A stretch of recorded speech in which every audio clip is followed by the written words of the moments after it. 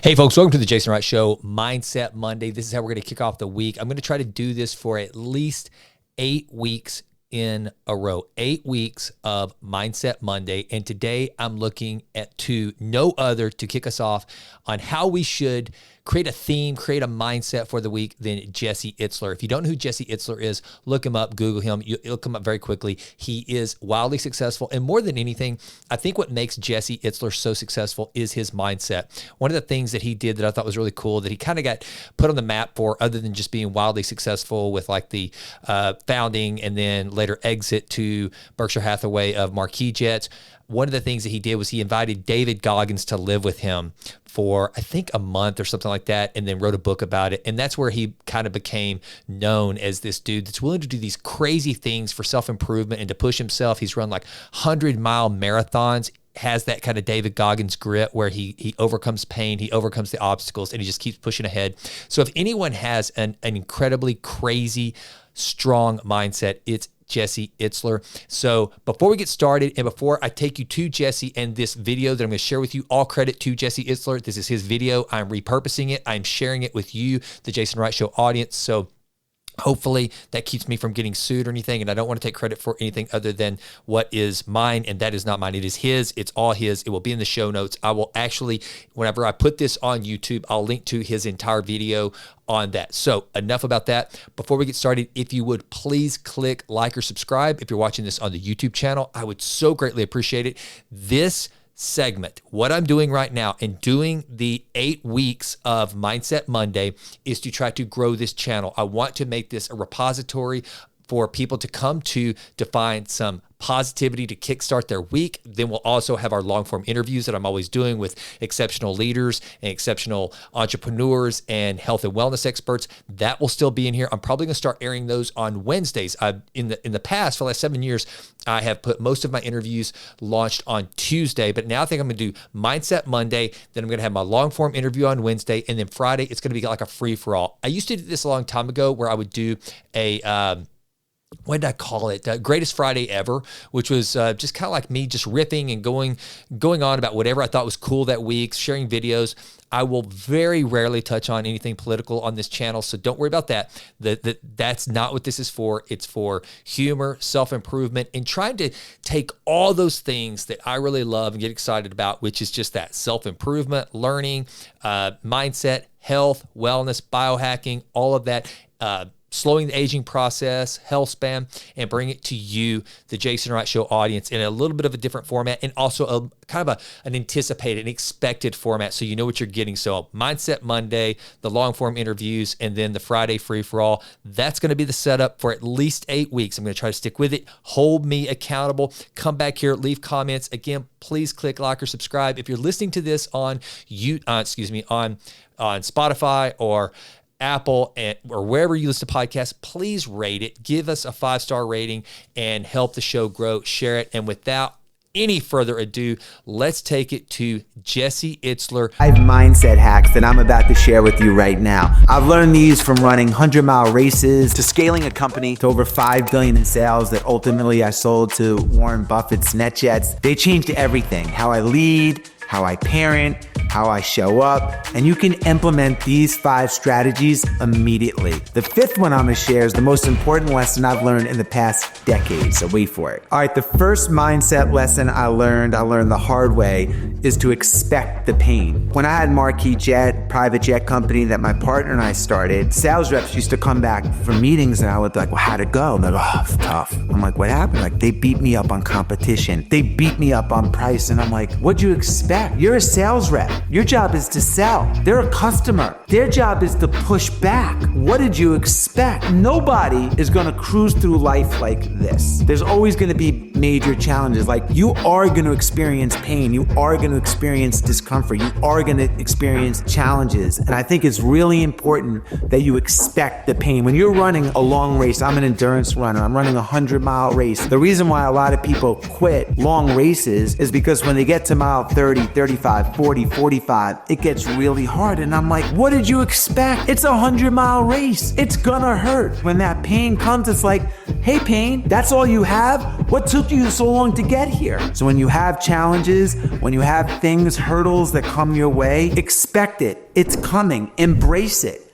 And then deal with it. Number 2, there's an old saying that I love. How you do anything is how you do everything.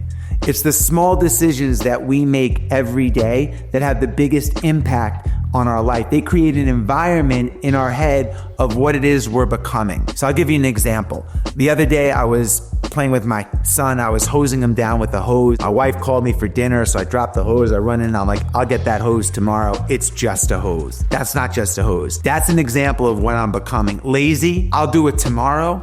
Maybe somebody will pick the hose up for me. There are decisions like that all the time, that small decisions that we make every day. But how we handle those decisions impact and create an environment in our head of what we're becoming. A finisher or someone that puts something off till tomorrow. Establish winning habits now. Number 3, the limits that we put on ourselves are self-imposed. Several years ago, I had a Navy SEAL that came and trained me and lived with myself and my family for 30 days. I wrote a book about it called Living with the SEAL. One of the first things that we did was we went down to the pull-up bar to see how strong I was so we could map out a training program for the 30 days he was going to be with us.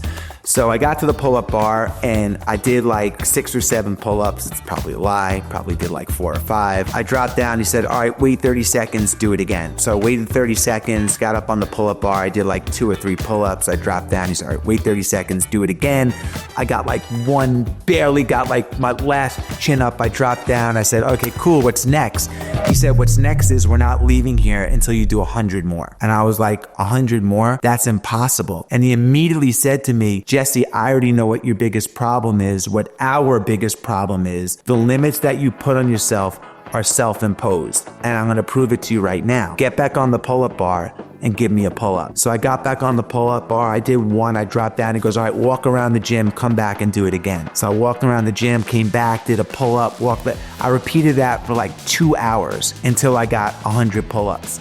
And I thought to myself, if I'm leaving 100 pull-ups on the sideline in this little exercise, if I'm under-indexing, what are the areas of my life am I under-indexing in? So if like my sales quote at Marquee Jet was 20 jet cards for the month at that time, maybe it should be 40. He actually had a rule called the 40% rule.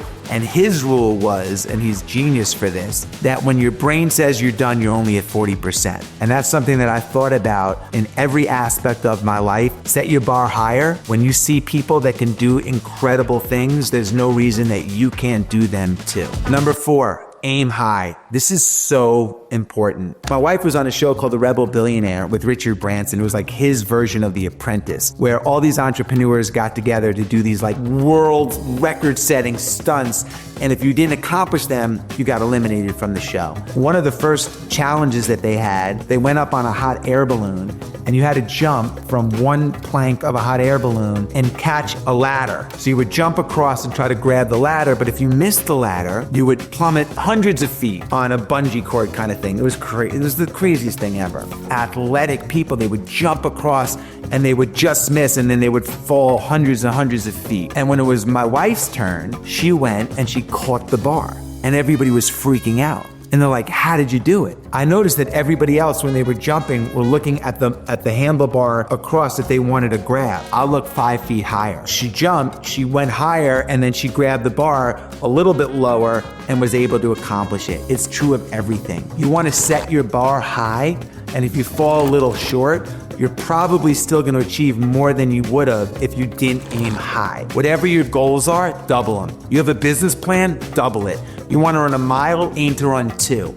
Set your bar a little bit higher and you're going to shatter your goals. And number 5, nothing's had a bigger impact on my life than what I'm going to share with you right now. You can master it in 5 minutes or less. You can teach it to your kids in 5 minutes. You can leave here and implement in 5 minutes or less. If they told me 10 years ago, I would have said ridiculous, hokey, no way. I'm an endurance athlete, and a couple of years ago, I was training for a race called the Last Man Standing. It's a 4.2 mile loop. You have an hour to run it. And if you finish it within an hour, like 50 minutes, you can get a 10-minute break because they line you up again at the top of the hour to run the loop again. And they repeat that till one person is left standing. So during my training, I did 10 training runs of 38 miles. And every time I got to 38 miles, I stopped. And that was my limit. But then I heard of a Navy SEAL, a guy by the name of Chad Wright, an incredible mindset guy. Chad's an endurance athlete. And I heard on a podcast, he had met someone that had only run 5 miles and took him all the way to the finish line by having him repeat, I won't quit, I won't quit, I won't quit. I'm like, that's crazy. Like the guy that ran 5 miles just ran 120x his longest run by saying, I won't quit. I want to 20x everything in my life. So I cold called this guy, Chad Wright, former Navy SEAL. Ended up setting up a meeting with him, told him I was stuck at 38 miles. That's what I was doing in my training runs. And he said, I can solve that for you in a day. And he told me one thing, I'll never forget it. He said, the one thing that I want you to do is never give your pain a voice. What? What does that mean, Chad? She said, I know you're going to be thinking during these runs, I'm tired, or I have blisters, or this is hard, or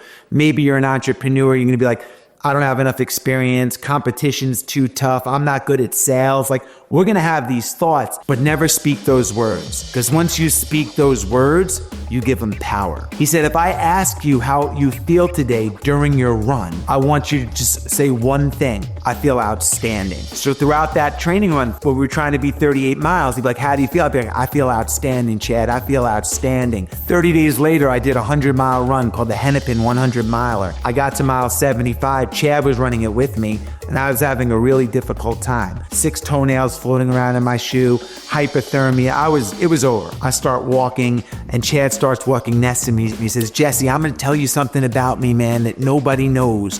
He goes, it's crazy, but I never get tired. I was like, come on, Chad. It's like, nah.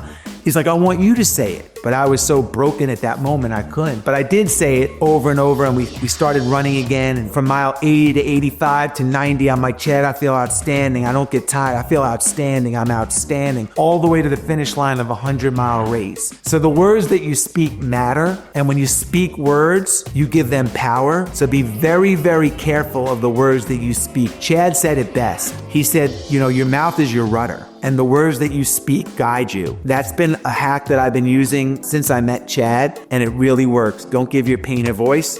I feel outstanding. So those are 5 things that I've been using over the last decade or two that have really helped me in my mindset. When you create winning mind, winning routines, and a winning habit, the floodgates open. And mindset is the backbone of all those things. Those are 5 mindset hacks that anyone here can use, and they're free. All right, folks. I hope you found that helpful. I hope that helps you set your week off on a good note. God bless you. I love you. This is the Jason Wright Show. Thanks for listening. Never stop improving, always and always. I'm out.